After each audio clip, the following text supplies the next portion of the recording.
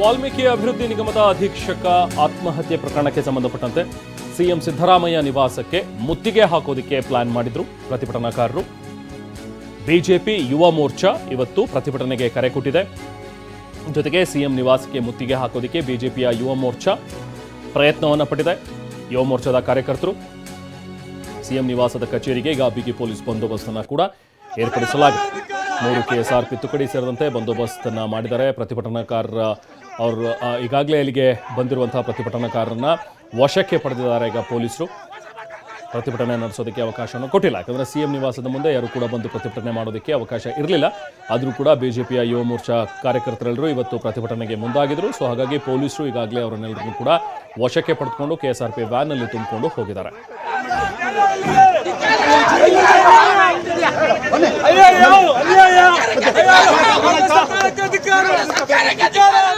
ವಿನೇಶ್ ಕುಮಾರ್ ಸೌತೆಕಾಯಿ ಕೃಷಿ ಮಾಡಿ 1 ಎಕರೆಯಲ್ಲಿ ವರ್ಷಕ್ಕೆ 25 ಲಕ್ಷ ಗಳಿಸ್ತಿದ್ದಾರೆ.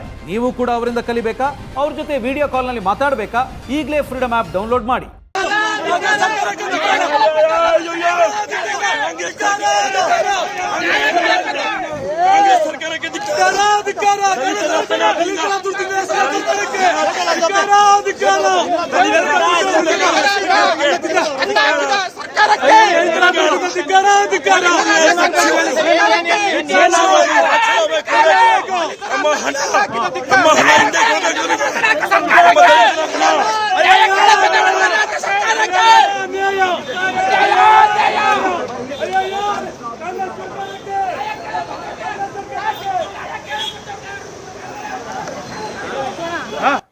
ವಾಲ್ಮೀಕಿ ಅಭಿವೃದ್ಧಿ ನಿಗಮದ ಅಧೀಕ್ಷಕ ಚಂದ್ರಶೇಖರನ್ ಆತ್ಮಹತ್ಯೆಯನ್ನು ಏನು ಮಾಡಿಕೊಂಡ್ರು. ಅದಕ್ಕೆ ಆತ್ಮಹತ್ಯೆಗೆ ಕಾರಣ ಇಲ್ಲಿ ಕೆಲವೊಂದಷ್ಟು ಅಧಿಕಾರಿಗಳ ಒಂದು ಕಿರುಕುಳ ಅನ್ನುವಂಥದ್ದನ್ನು ಅವರು ತಮ್ಮ ಡೆತ್ ನೋಟ್ನಲ್ಲಿ ಕೂಡ ಬರೆದಿಟ್ಟಿದ್ರು. ಹಾಗೆ ಈ ಒಂದು ನಿಗಮದಲ್ಲಿ ಸಾಕಷ್ಟು ಅಕ್ರಮಗಳು ನಡೆದಿವೆ ಅನ್ನುವಂಥದ್ರ ಬಗ್ಗೆಯೂ ಕೂಡ ಅವರು ತಮ್ಮ ಡೆತ್ ನೋಟ್ನಲ್ಲಿ ಮೆನ್ಷನ್ ಮಾಡಿದರು.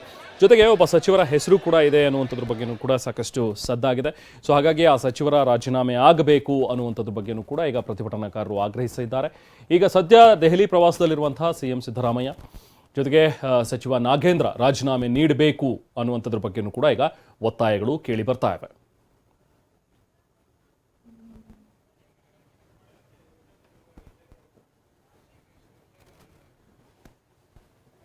ವಾಲ್ಮೀಕಿ ಅಭಿವೃದ್ಧಿ ನಿಗಮದ ಅಧಿಕಾರಿ ಆತ್ಮಹತ್ಯೆ ಪ್ರಕರಣಕ್ಕೆ ಸಂಬಂಧಪಟ್ಟಂತೆ ಮೃತ ಚಂದ್ರಶೇಖರನ್ ನಿವಾಸಕ್ಕೆ ಇವತ್ತು ವಿಜಯೇಂದ್ರ ಕೂಡ ಭೇಟಿ ನೀಡಿದ್ದಾರೆ.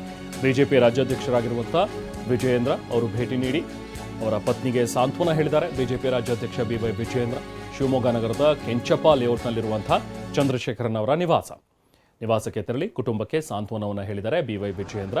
ಬಿಜೆಪಿ ನಿಮ್ಮ ಜೊತೆಗಿರುತ್ತೆ, ಯಾವುದೇ ಇದಕ್ಕೂ ನೀವು ತಲೆ ಕೆಡಿಸ್ಕೋಬೇಡಿ, ಧೈರ್ಯವಾಗಿರಿ ಅನ್ನುವಂಥ ಒಂದು ಭರವಸೆಯನ್ನು ವಿಜಯೇಂದ್ರ ಅವರು ನೀಡಿದ್ದಾರೆ. ಸೊ ಇದನ್ನು ನಾವು ಇಲ್ಲಿಗೆ ಬಿಡೋದಿಲ್ಲ, ಈ ವಿಚಾರವನ್ನು ದೊಡ್ಡ ಮಟ್ಟಕ್ಕೆ ಕೊಂಡೊಯ್ತೀವಿ, ಹೋರಾಟವನ್ನು ಮಾಡ್ತೀವಿ ಅಂತ ಹೇಳಿ ಕೂಡ ರಾಜ್ಯಾಧ್ಯಕ್ಷರಾಗಿರುವಂಥ ವಿಜಯೇಂದ್ರ ಹೇಳಿದ್ದಾರೆ. ಫಸ್ಟು 7 ಗಂಟೆ ಪೊಲೀಸ್ ಕಂಪ್ಲೇಂಟ್ ಎಲ್ಲ ಕೊಟ್ಟಾದ್ಮೇಲೆ ಪೊಲೀಸರು ಬಂದು ಮನೆ ಮಾಡ್ಕೊಂಡು ಅದಾದ್ಮೇಲೆ ಮುಗಿಸಿದ ಆದರು ಮಕ್ಕಳಿಗೆಲ್ಲ ಪೋಸ್ಟ್ ಮಾರ್ಟಮ್ ಆದಮೇಲೆ ರಾತ್ರಿ 11 ಗಂಟೆಗೆ ಇವ್ರು ಕರ್ಕೊಂಡು ಹೋದ್ರು. FIR ಆಗಿಲ್ಲ ಅಂತ ನಾನು ಸದ್ಯ ಅಂತ ಫೋನ್ ಮಾಡಿಸಿ ನಾನು ಮಾತಾಡಾದ್ಮೇಲೆ ಪೊಲೀಸರು ಸರ್ಕಲ್ ಇನ್ಸ್ಪೆಕ್ಟರ್ DSP ಪಕ್ಷದ ಹೈಕಮಾಂಡ್ಗೆ ಒಂದು ರೀತಿ ATM ರೀತಿ ಬಳಸಿಕೊಳ್ಳಲಾಗ್ತದೆ. ನೂರಾರು ಕೋಟಿಗಳು ಇವತ್ತು ಹೊರ ರಾಜ್ಯಕ್ಕೆ ವರ್ಗಾವಣೆ ಆಗ್ತಾ ಇದೆ. ಇದು ನಾವು ಹಲವಾರು ಬಾರಿ ಹೇಳಿದ್ವಿ.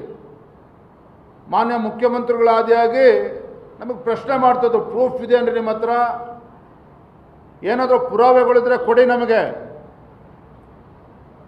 ಈ ರೀತಿ ಬೇಸ್ಲೆಸ್ ಅಲಿಗೇಷನ್ ಮಾಡಬೇಡಿ ಅಂತೇಳಿ ಮಾನ್ಯ ಮುಖ್ಯಮಂತ್ರಿಗಳು, ಉಪಮುಖ್ಯಮಂತ್ರಿಗಳು, ರಾಜ್ಯದ ಸಚಿವರು ನಮ್ಮ ಮೇಲೆ ಹರಿಹಾಯ್ತಾ ಇದ್ದರು.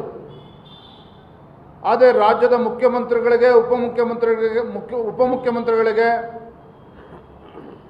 ಇವತ್ತು ನಾನು ಹೇಳೋದಕ್ಕೆ ಬಯಸ್ತೇನೆ, it's a open and shut case. ಇವತ್ತು ನೂರಾರು ಕೋಟಿ ದೊಡ್ಡ ಹಗರಣ ಇವತ್ತು ರಾಜ್ಯದ ರಾಜಕೀಯ ಇತಿಹಾಸದಲ್ಲಿ ಹಿಂದೆಂದೂ ಕೂಡ ಈ ರೀತಿ ಅವ್ಯವಹಾರ ನಡೆದಿರೋಕ್ಕೆ ಸಾಧ್ಯವೂ ಇಲ್ಲ. ರಾಜ್ಯ ಸರ್ಕಾರ ಸಚಿವರ ಕುಮ್ಮಕ್ಕಿನಿಂದ ಇವತ್ತು ಹಣ ಹೊರ ರಾಜ್ಯಕ್ಕೆ ವರ್ಗಾವಣೆ ಆಗಿದೆ. ಆ ಹಣವನ್ನು ಲೋಕಸಭಾ ಚುನಾವಣೆ ಸಂದರ್ಭದಲ್ಲಿ ಬಳಸ್ಕೊಳ್ಳಲಾಗಿದೆ ಅಂತೇಳಿ ನಾನಾ ರೀತಿ ಚರ್ಚೆಗಳು ಈಗಾಗಲೇ ನಡೀತಾ ಇದೆ. ಹಾಗಾಗಿ ಮಾನ್ಯ ಮುಖ್ಯಮಂತ್ರಿಗಳಿಗೆ, ರಾಜ್ಯ ಸರ್ಕಾರಕ್ಕೆ ನಾನು ಒತ್ತಾಯವನ್ನು ಮಾಡ್ತೇನೆ. ಮೊದಲನೇದು 100 ಕೋಟಿ ಅವ್ಯವಹಾರ ಆಗಿದೆ. ಎರಡನೇ ಪ್ರಮುಖವಾಗಿರ್ತಕ್ಕಂಥ ಅಂಶ ಅಂತ ಹೇಳಿದ್ರೆ ಬ್ಯಾಂಕಿನ ಅಧಿಕಾರಿಗಳು ಸಹ ಇದರಲ್ಲಿ ಇನ್ವಾಲ್ವ್ಮೆಂಟ್ ಇದೆ. ಮೂರನೇದು ಕಾಂಗ್ರೆಸ್ ಪಕ್ಷದ